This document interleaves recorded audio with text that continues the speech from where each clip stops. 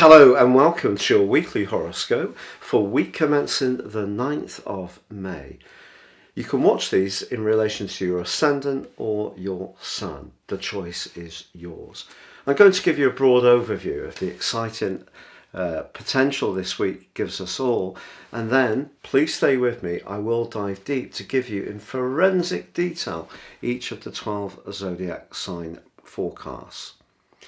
Now, of course, as this week begins, we're still essentially in Taurus season, with the sun in that sign. But Mercury, the planet of communication, recently moved into the sign of Gemini, one of two that it governs. And of course, Tuesday of this week, Mercury does go into a retrograde. Now, we all know that Mercury retrograde can be a time when some of the things that we rely upon around technology or communications can sometimes be a little bit unreliable. But Mercury retrograde is also an opportunity to try to resolve any strand in our situation that needs a little bit more attention to detail. So we mustn't see it as just a negative thing. It does bring opportunities too. But if you have been finding that communications generally or nervous energy have felt lower since the 26th of April, it may be because that was when the pre-retrograde shadow period began. Now, of course, this retrograde begins in Gemini, but on the 23rd of May, Mercury retreats back into the sign of Taurus. So I think we're all thinking a lot at the moment about costs, and particularly the solar eclipse, which occurred on the 30th of April for most major centres of the world, did combine very closely with Uranus, and of course was linking in a positive way with Mars. But we're in a period where it seems a big reset is coming, and I think we're going to see even more signs of that on the 16th of this month, when we have the total lunar eclipse in Scorpio. Now, if you want to watch the in-depth video on that I've recorded, please see the link beneath this video, because I think it's going to be one of the most important events that we've had for many a moon, literally. But back to that Mercury retrograde. So it is going to be retreating in its retrograde through to the 3rd of June. 2 signs it goes through in that time. By the 4th of June, it will come out of shadow. So I think when it comes to those resources, we need to be particularly conscious of where we're spending our money, but we also need to perhaps track our transactions in a very precise way. Now, of course, Jupiter also moves sign on Tuesday of this week, transversing into the sign of Aries. Aries is the sign of opportunity. It's the first zodiac sign, and of course it's fiery. Jupiter has been making its way through the sign of Pisces, and last year it travelled through Aquarius as well. This year we've got a repeat of that. It's a bit unusual, you know, because Jupiter usually pretty well takes 12 years to go through its cycle, 1 year per zodiac sign. So we've had 2 consecutive years where we have 2 zodiac signs that Jupiter is impacting upon.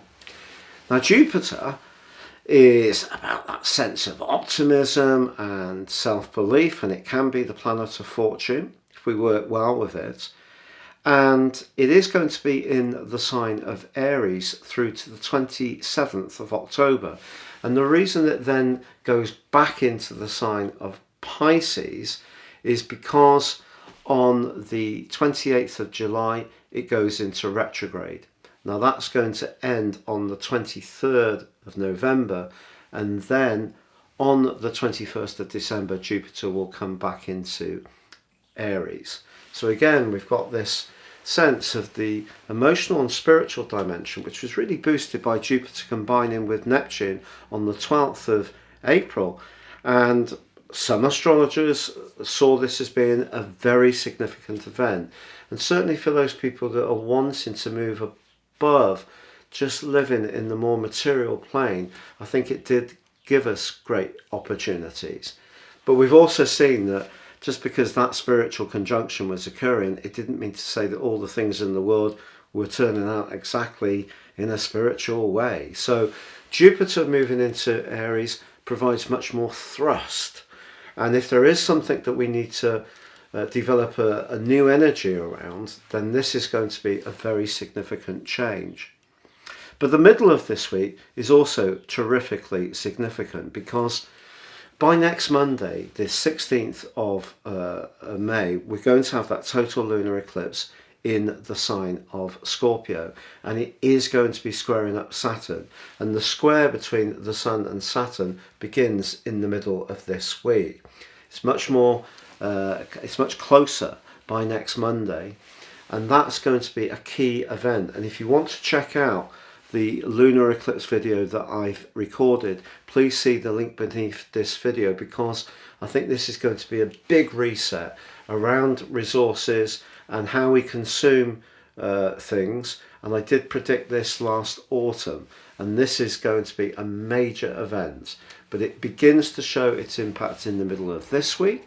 And the Sun also forges a rather enchanting link with Neptune, so we have two counter influences. How we're all connected, Saturn in Aquarius, especially around our values or money, becomes an issue in the middle of the week with the Sun square to Saturn, which can be very restraining and lowering of physical vitality. But the Sun's link to Neptune suggests there's another way. You know, if we can move beyond just thinking about what we earn, status, the size of our car, all this kind of stuff, then there's a lot to be gained. Now also, on Friday through till the end of the week, Mars does combine with Neptune too. This is a trickier combination, to be honest, because when Mars and Neptune are together in a more challenging 8th harmonic aspect, square, conjunction or opposition, there is the potential for distortion in a more nefarious way. So we mustn't kid ourselves about anything. Self-illusion could be one of the outcomes of this particular influence, or we could encounter someone who's not very honest, yet there may be something about them that we find very attractive, even in a sexual context. And yet, despite the retrograde to Mercury, it does meet up in a gorgeous link with Jupiter towards the end of this week. And also Venus is in a semi-sextile to Uranus towards the end of this week. And ironically, Saturn is in a semi-sextile with Neptune later this week as well. So there are opportunities this week, especially Jupiter moving into Aries. If we can invest our energy into an arena or a strand which inspires us, Jupiter can egg us on. But with Mercury retrograde, we need to be aware of the details, but we also must see the opportunities to revisit, recalibrate, repair, renew that the retrograde does provide us with.